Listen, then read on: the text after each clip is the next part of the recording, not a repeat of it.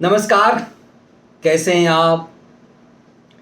उद्धव ठाकरे के मंत्री नवाब मलिक, बड़बोला नवाब मलिक, अपने आप को कानून और संविधान से ऊपर समझने वाले नवाब मलिक, शाहरुख खान की चापलूसी में अपनी दुकान चलाने वाले नवाब मलिक जब गिरफ्तार हुए तो यूं यूं हाथ उठाकर अपनी आप को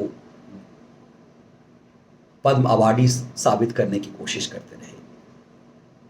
उस नवाब मलिक की मुश्किलें अब इतनी बढ़ गई कि ताउम्र उनका जेल से बाहर आना मुश्किल हो गया है। जब अदालत ने सुप्रीम कोर्ट ने उन्हें जमानत देने से इनकार कर दिया तो बड़ी चालाकी से बिना अदालत को बताए अपनी राज्य में सत्ता की ताकत से नवाब मलिक जेल से निकल गए और अस्पताल में भर्ती हो गए। पहले सरकारी अस्पताल, फिर प्राइवेट अस्पताल। महाराष्ट्र की सत्ता की ताकत दिखाते हुए यह कि टेरर फंडिंग में अब अदालत के द्वारा उन्हें प्रथम दृष्टया यह मानने के बाद कि उनके ऊपर टेरर फंडिंग के आरोप दिखते हैं, मंत्रिमंडल से इस्तीफा नहीं दे रहे नवाब मलिक। अब ये साफ लग गया टेरर फंडिंग में लंबा जाएंगे नवाब मलिक।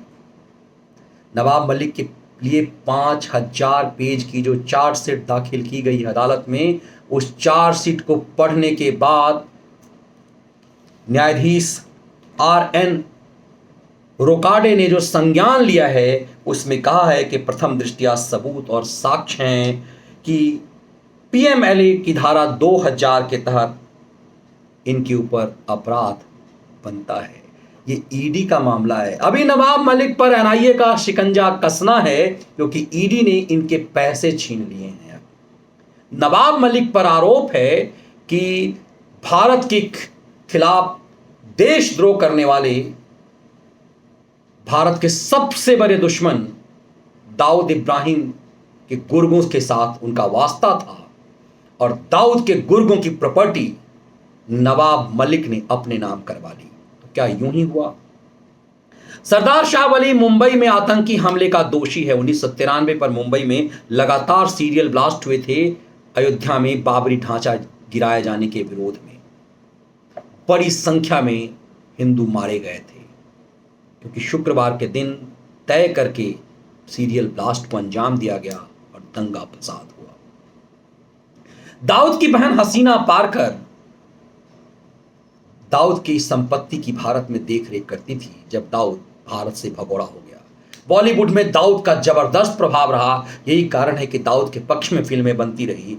भाई, महाराष्ट्र की बॉलीवुड के फिल्मों में इन माफियाओं के, दाऊद गैंग के, डी गैंग के लोगों का वर्चस्व रहा और यही कारण है कि हसीना पारकर के मौत के बाद उन पर एक फिल्म बनी।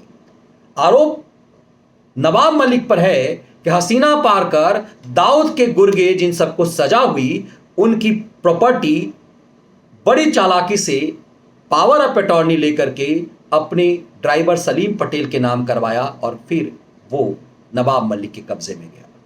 ये तमाम चीज़ें ऐसा लगता है कि सैकड़ों एकड़ ज़मीन, करोड़ों का रुपया नवाब मलिक ने बनाए टेरर फंडिंग से। अब ऐसे आरोप में फंसे नवाब मलिक मंत्रिमंडल से इस्तीफा तक देने को तैयार नहीं है।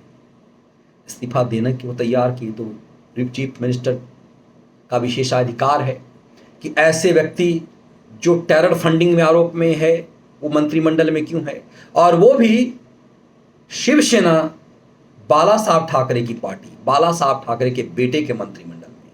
तो आखिर उद्धव पर कौन सा दबाव है जो शरद पवार डाल रहे हैं? शरद पवार का कौन सा नस है जो नवाब मलिक दबाए बैठे हैं कि शरद पवार इतने गंभीर आरोपी को महाराष्ट्र के मंत्रिमंडल में रखे हुए हैं जो जेल में बंद है। महाराष्ट्र की सरकार जेल से चल रही है और कमाल की बात यह है कि अनिल देशमुख जो राज्य के गृह मंत्री थे, वो जेल जाने से पहले उनका इस्तीफा हो गया, लेकिन नवाब मलिक पर इतने गंभीर आरोप के बाद भी उनका इस्तीफा नहीं हो रहा है।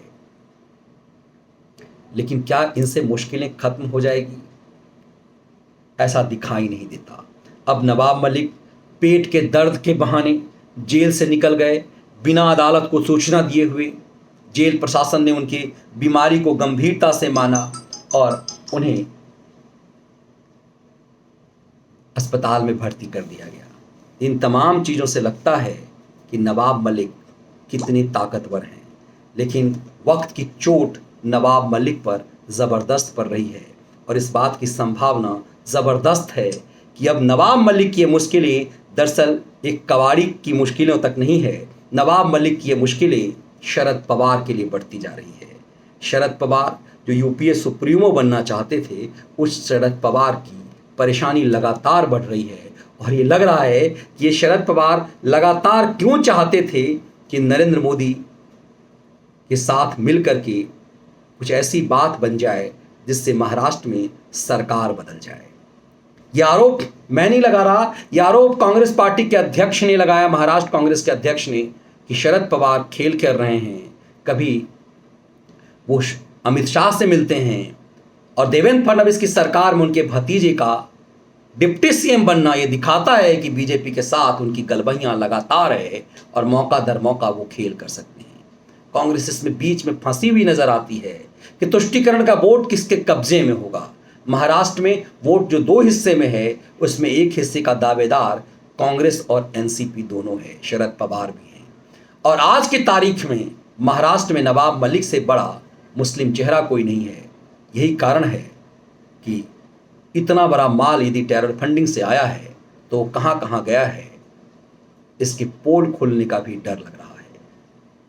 तो इतना तय है कि नवाब अब लंबा जाएंगे, लेकिन शरद पवार का क्या होगा?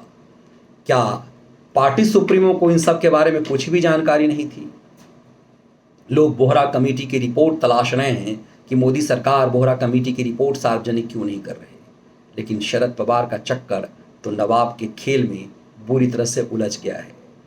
जिस राजनेता को कभी इतने सम्मान के साथ प्रधानमंत्री मोदी ने नाम लिया था, बेस्ट सांसद का अवार्ड दिलवाया था, उसकी क्या मजबूरी है कि आतंकवाद और टेरर फंडिंग से जुड़े एक एक्यूज्ड को अपनी मंत्रिमंडल तक से बाहर नहीं कर पा रहा है?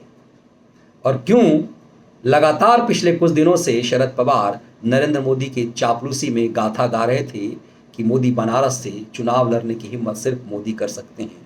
महाराष्ट्र में 50 साल तक राजनीति करने के बाद मैं महाराष्ट्र से बाहर कोई चुनाव नहीं लड़ पाया, जबकि मैं कैबिनेट मिनिस्टर सालों रहा और नरेंद्र मोदी सिर्फ गुजरात की राजनीति करते रहे।